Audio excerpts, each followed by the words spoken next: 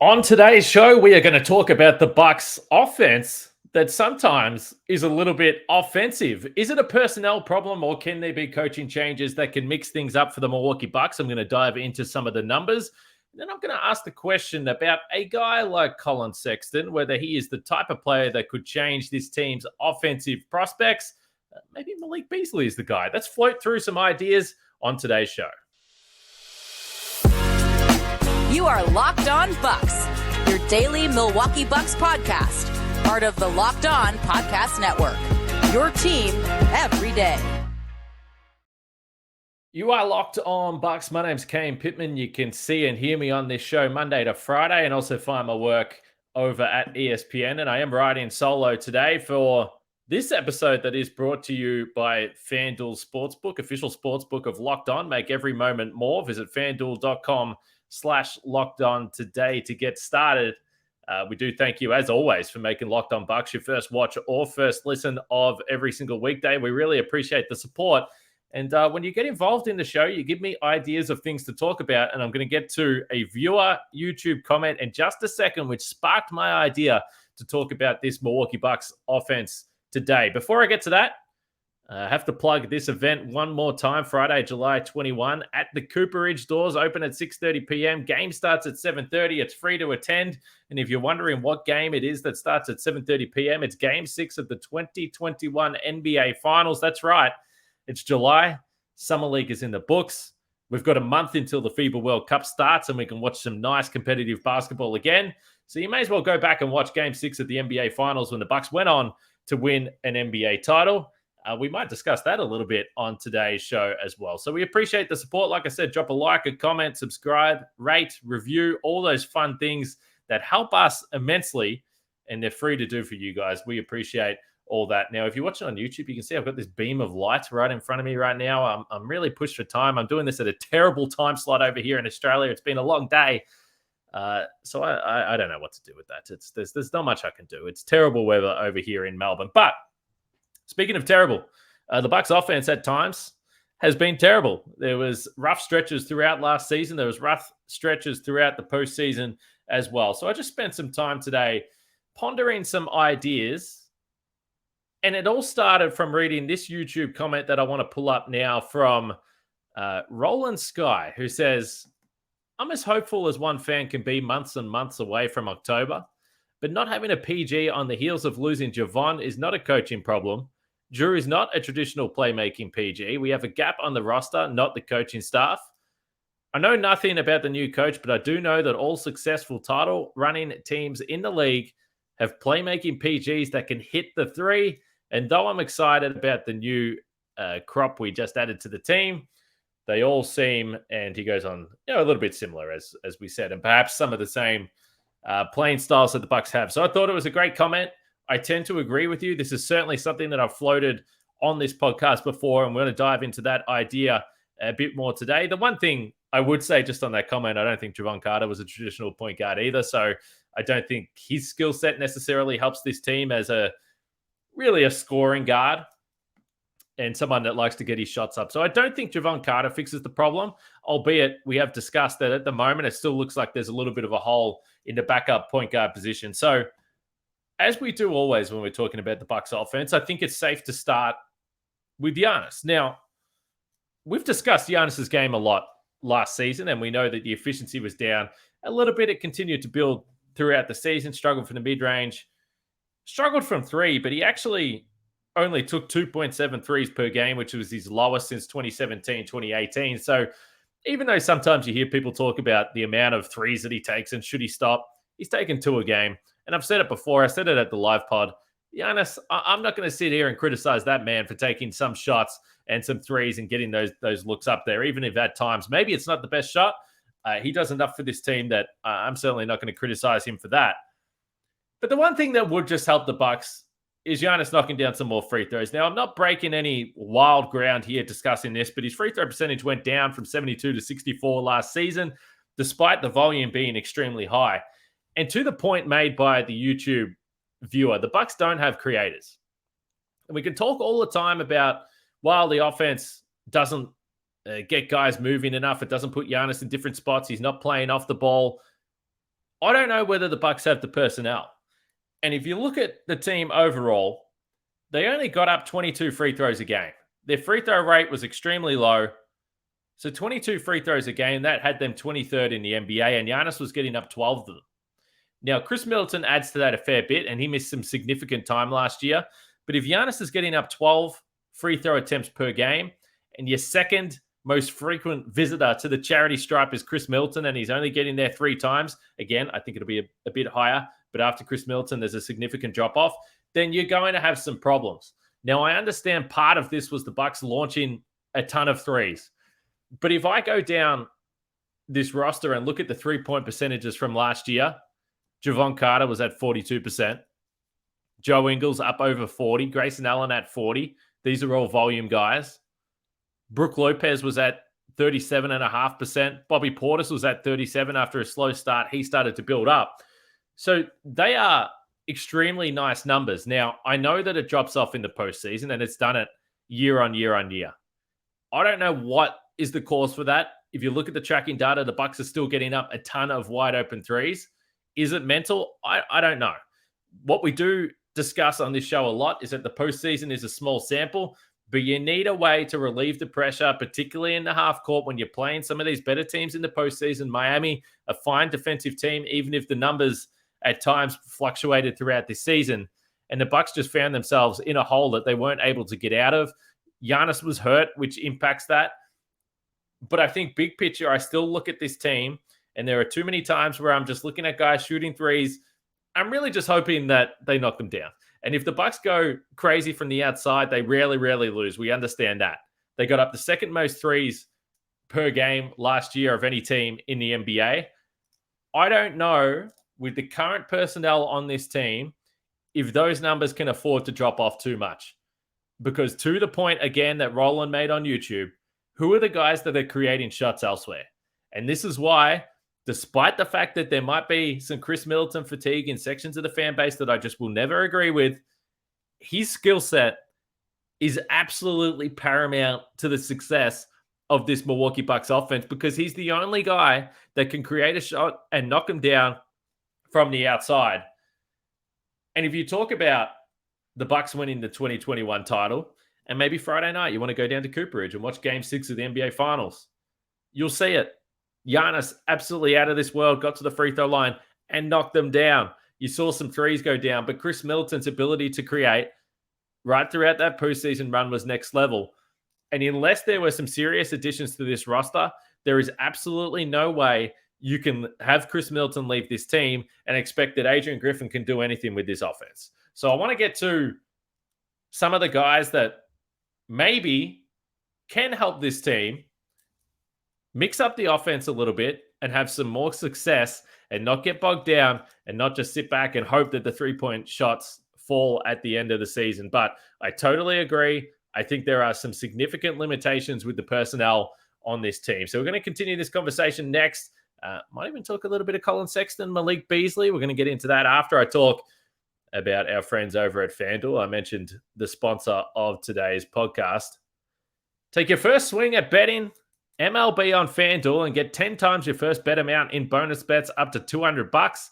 That's right. Just bet $20 and you'll land $200 in bonus bets, whether you win or you lose. So even if you bet $20 and lose, they'll give you $200. That's $200 you can spend betting on everything from the money line to the over and under to who you think is going to hit the first home run. But speaking of the over and unders, and I know we're talking about baseball a little bit there, the Milwaukee Bucks regular season wins in 2023-2024. The line at FanDuel is set at 53.5, minus 110 for the over or the under there. Let me know how you feel about the over and under. 53.5 might have trended up a little bit. I still think the Bucks can get the over there, but head to FanDuel.com/lockedon to get up to $200 in bonus bets. That's FanDuel.com/lockedon. FanDuel, official partner of Major League Baseball.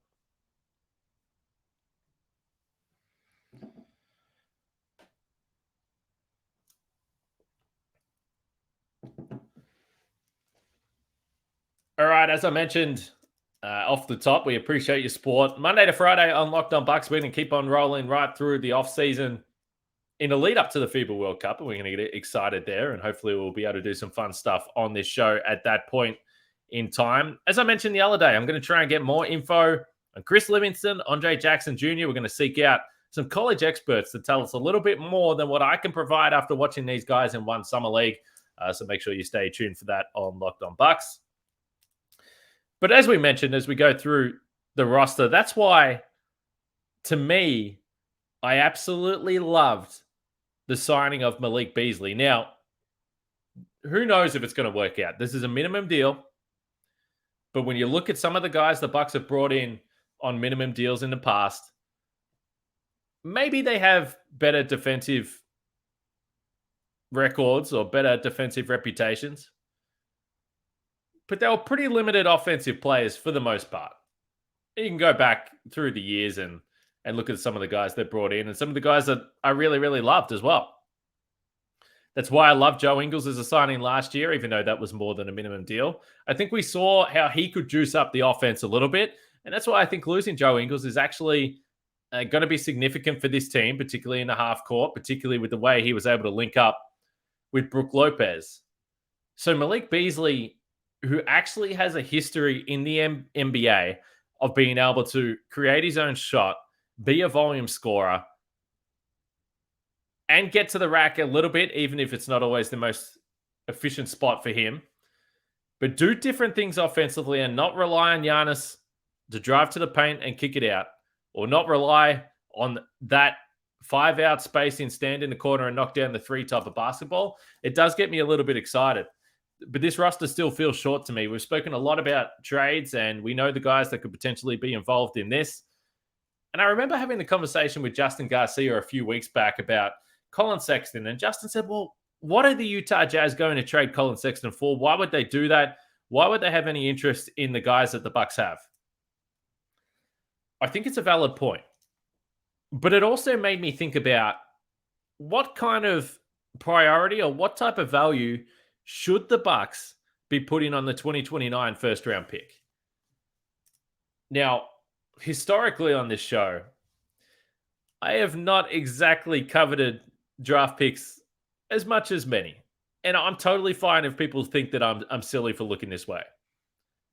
I wasn't concerned about the draft picks when it came to Drew Holiday. That ended up working out pretty nicely. I wasn't overly concerned about the second-round picks with Jay Crowder. Now you're getting back, so it feels a little bit better. But I just look at 2029 and I say, okay, it's 5 seasons away. We're already getting to the point where we're asking what's next for Giannis. But I know how you can, and I think Giannis is staying no matter what, but I know how you can put yourself in the box seat for him to sign an extension, probably not this offseason, but hopefully next offseason. That's by continuing to go all in and try and build this roster, bringing guys that are potentially younger that can be a part of the next wave of when Giannis does sign that extension. And maybe Chris Middleton and Drew Holiday and Brook Lopez aren't there anymore. You need to look to the future. So what are you holding the 2029 first-round draft pick for? John Horst has been a guy that has traded. I've got no doubt that he's going to continue to look into it. And if you're the Utah Jazz, obviously there's going to have to be some salary matching stuff there. We've talked about the 2-for-1s that could potentially go down. But who of the Bucks fans listening to this show today, jump in the YouTube comments and let me know. If you have to attach a 2029 first-round draft pick, and maybe that's something that the Utah Jazz are interested in because maybe they're banking on the fact that Giannis will leave and the Bucks will absolutely stink and this is going to be a valuable pick. So let me know in the YouTube comments. Would you attach the 2029 pick? I think I would. And you only have to go back to 2021 for Collin Sexton. And this was in Cleveland. This wasn't a great Cavs team. But he put up 24 points per game. He got to the free throw line over 6 times a night, which is significant, while also being a decent, albeit low volume, 3-point shooter, 37% from 3. He was there. Last season with the Utah Jazz, a little bit injury hit, but he was a guy that was percolating the glass in the 97th percentile for being fouled on his shot attempts. Now, again, it wasn't the highest volume. He averaged around 14 points per game last year, but he's a slasher. He's a guy that can create his own shot, and he's a scorer. And if you are looking at what are the strengths of the guys on the Bucks roster, Drew Holiday, to me, paramount that you keep him defensively. He is critical. I don't care whether it was a rough series against Miami, but you need to keep Drew Holiday. Chris Middleton, again, paramount that you keep him. Brook Lopez is such a luxury to have, even though now he's getting paid a little bit more. And then you've got Giannis.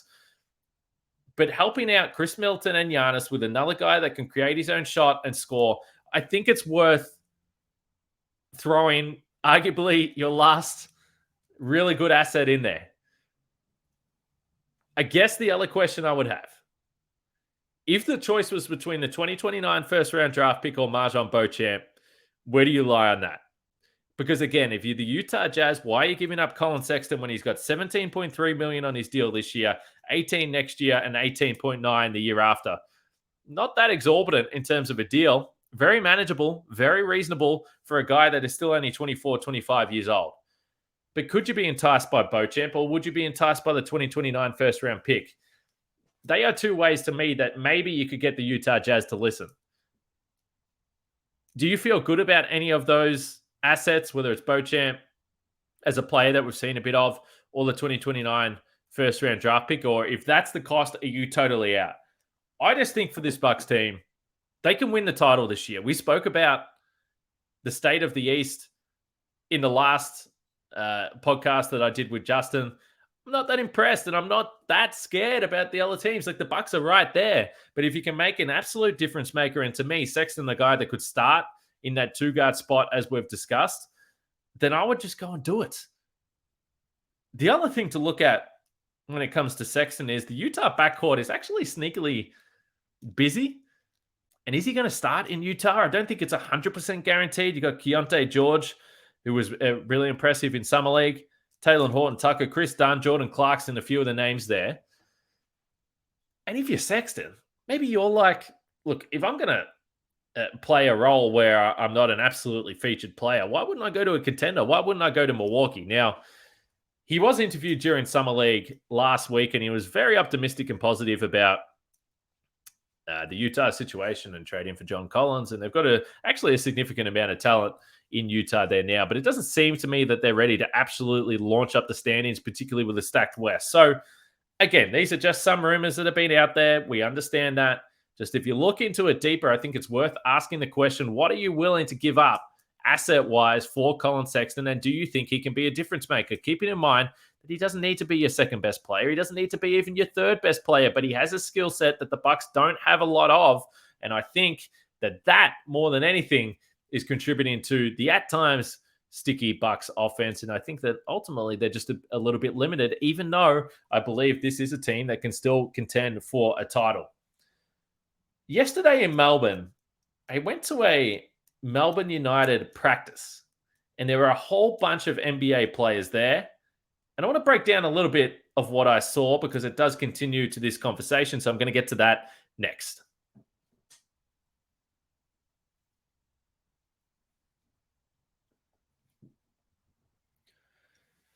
All right. Yesterday in Melbourne, I was on ESPN duties, as I am every day, really. And I wanted to go down and watch Melbourne United practice.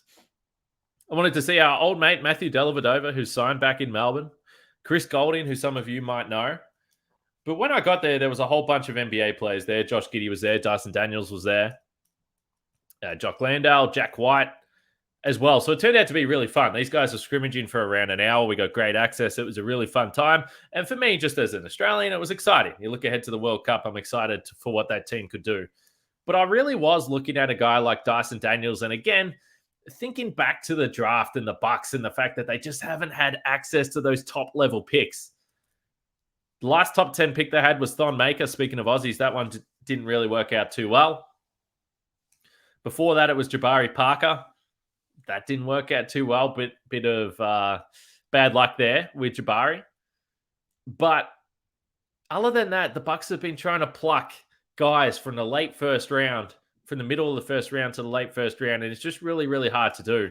And getting an up-close glimpse at Dyson Daniels yesterday, a top 10 pick that went to Summer League as a second-year guy and just looked awesome.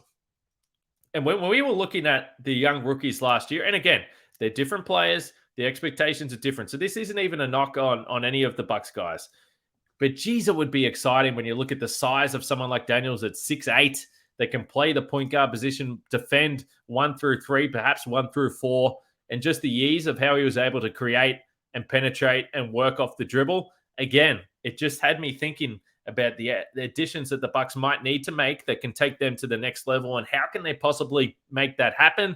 Or do they have the guys on their roster? We've seen flashes from Drew Holiday. We've seen obviously what Middleton can do, and Giannis is an unstoppable force. But it just, when you look at some of the other fan bases around and the young guys they have on the roster and the talent coming through and the way the game is starting to shift with these taller guards that can do a little bit of everything, it was starting to see up close the development of someone like Dyson Daniels from year 1 last year to year 2 and the trajectory he seems to be on. I would look out for him this year. I think he's going to have a big year with the Pelicans on a team that I think that can continue to rise. But it does make you a little bit jealous about the draft capital and those high draft picks and the excitement you get around those guys there. So if that's the case, maybe you're sitting back and you're thinking about 2029 and you don't want to give up these draft picks because you're desperate to keep them in your stash in case the Bucks absolutely need them and go on a little bit of a slide if things don't work out the way they did. But I just thought it was a fascinating chat. This is a Bucks offense that I still think, with the guys they have and the shooters they have, even if they're not always knocking them down at a high rate at the time that matters, should still be a top 10 offense, largely because of what Giannis can do. But if the guys are healthy, I still think it's a top 10 offense. But it's hard to just look at the depth chart and not see that there's just a little bit of a gap there. And I'm not necessarily advocating that this trade needs to happen right now, because I do think that there is some serious value of letting Adrian Griffin have this team for a couple of months and see what he can do. See the guys that he likes, see the guys that fit, see who's having a good season, and ease into it. Because as we discussed with Justin on the last show, I think there's going to be some growing pains for this Milwaukee Bucks team as they try and navigate their way through a new system. So it doesn't have to be a trade right now. But as the season rolls on, I'm very curious to see how this plays out with John Horst and the Milwaukee Bucks, and a little bit excited to see what the season could bring. So let us know what you thought about this podcast today, whether it is your thoughts in general about the offense. Do you just simply think that it's coaching and personnel hasn't got to do with it? Collin Sexton or other names. Give me other names that are in that mix, because that was just one that's been reported, and it was the type of skill set that I think that fits a little bit, but it might not be him. And the asset management. Would you trade the 2029 first-round pick? Is Martin Beauchamp a no-trade player at this point in time? Let me know where you sit. I look forward to reading all your responses, and I look forward to podcasting tomorrow and seeing you all then as Locked On Bucks continues.